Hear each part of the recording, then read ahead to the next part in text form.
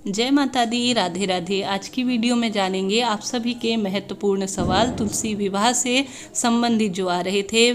सबसे पहले मैं कामना करूंगी माँ तुलसी श्री हरि विष्णु आपके जीवन में अपार खुशियां लाए। इसी कामना के साथ आपके प्यारे से सवाल आ रहे थे। ये वीडियो बनाने का माध्यम यही है, कुछ सवालों के जवाब मैंने दे दिए थे, परंतु वीडियो के माध्यम से अन्य जानकारियाँ भी आप सब तक पहुँच जाती हैं। सबसे पहले जो सबसे महत्वपूर्ण सवाल था वह था सपना चौधरी का। थैंक यू सपना जी।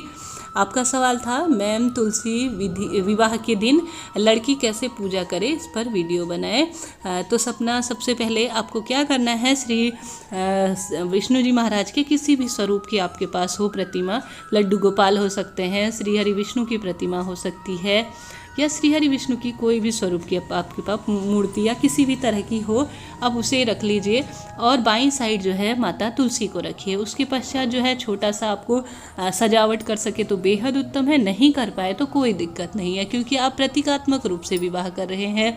जोड़े में जो है पूर्ण रूप से विवाह किया जाता है, आप तो छोटी सी पूजा कर रहे हैं। लड़कियां जो है पूर्ण रूप से फेरे इत्यादि नहीं लगाती।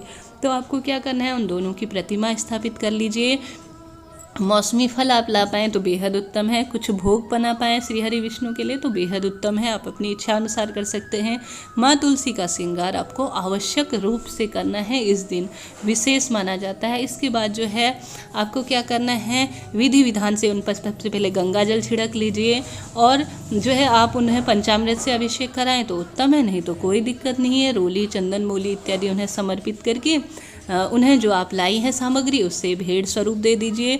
और जो है आपको फेरे लगाने की कोई आवश्यकता नहीं है, ना ही सिंदूर लगाने की आवश्यकता थी। दूसरा सवाल यह आया था कि क्या मैम हमें सिंदूर लगाना चाहिए? नहीं, सिंदूर जो है सबसे महत्वपूर्ण विवाह की रस्म होती है, तो आपको सिंदूर लगाना आवश्यक नहीं है, वह तो कन्यादान जो करते हैं वही करते हैं। इसके बाद जो है उसके बीच में ही एक सवाल और आया था कि क्या फेरे लगाने आवश्यक है? नहीं, आप फेरे नहीं लगवाइए, आप विवाह की जो रस्म होती है उसमें सिंदूरदान और फेरे सबसे महत्वपूर्ण होते हैं, तो फेरे आपको नहीं लगाना है। आपको जो है परिक्रमा लगानी है 7 या 11। आपको अपने मन की कामना कहते हुए, हाथ जोड़ते हुए, जहाँ पर आपने पूजा कर रखी है वहाँ पर भले ही आप खड़े होकर एक ही जगह पर जो है पूजा करने के बाद 7 बार या 11 बार घूमकर माता रानी की श्री हरि विष्णु का नाम लेते हुए परिक्रमा कीजिए। और श्री हरि विष्णु के इस मंत्र का भी जाप कर सकते हैं, ओम नमो भगवते वासुदेवाय। इसके बाद जो है, या आपके पास जगह हो तो 7 या 11 परिक्रमा लगा दिए इसी मंत्र के साथ, ये भी बेहद उत्तम है। सिंदूर जो है माता रानी पर सिर्फ इसी दिन अर्पित किया जाता है, तुलसी माता पर अन्य दिनों पर कभी अर्पित नहीं किया जाता, यह बात ध्यान रखिए। तो सिंदूर आपको अर्पित करने की आवश्यकता नहीं है। चुन्नी इत्यादि लाल रंग की आप बहुत महत्वपूर्ण तरीके से कीजिए। इसके बाद सवाल आया था कि क्या जो है इस दिन आवश्यक रूप से व्रत करना होगा। बेहद उत्तम रहता है जब आप व्रत करते हैं, परंतु आप कुंवारी कन्याएं हैं तो कोई दिक्कत नहीं है, बिना व्रत के भी आप पूजा कर सकते हैं। अगर व्रत कर सके तो बेहद उत्तम है, पूरे दिन व्रत करके शाम के समय जो है तुलसी विवाह की जो है रस्म आपको करनी है, तो बेहद उत्तम है। आप भी कर सकते हैं, आपके परिवार के कोई भी सदस्य कर सकते हैं।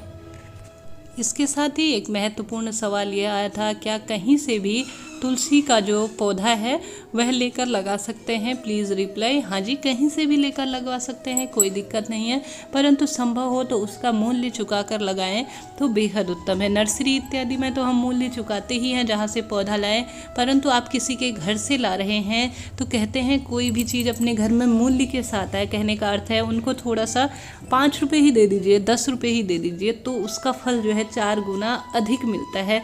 हालांकि कई लोग ये जानते नहीं हैं, परंतु इसका मूल्य चुका कर दिया जाए तो यह विशेष हो जाता है, ऐसा माना जाता है। तो कहीं से भी ला सकते हैं, कोई दिक्कत नहीं है। एक फल ही दे दीजिए उन्हें, कोई दिक्कत नहीं, एक सेव का दाना दे दीजिए, 2 केले दे दीजिए, एक उपहार स्वरूप उन्हें दे सकते हैं, तो बेहद उत्तम माना जाता है। यह कार्य आप भूलिएगा ना, जब भी आप किसी के घर से लेके आते हैं तो आवश्यक रूप से उन्हें उपहार स्वरूप कुछ ना कुछ दीजिएगा। इसके साथ ही अन्य महत्वपूर्ण सवाल आए थे जिनका मैंने जवाब दे ही दिया था कि अगर आप एकादशी या द्वादशी के दिन व्रत करने में अक्षम हैं, किसी दूसरी जगह गए हैं या पीरियड से हैं या अन्य कोई कारण रहा है, तो आप किसी भी दिन शुभ दिन देखकर, बार का ध्यान रखिए, बुधवार हो, गुरुवार हो, शुक्रवार हो, इन बारों को देखकर पूर्णिमा के दिन भी तुलसी विवाह करवा सकते हैं। यह कुछ नियम थे, यह आपके सवालों के जवाब थे। मन में कोई शंका हो तो बेझिझक कोई भी सवाल आप पूछिए, मैं बहुत अच्छे से आप सबको जवाब देने की कोशिश करूंगी। राधे राधे।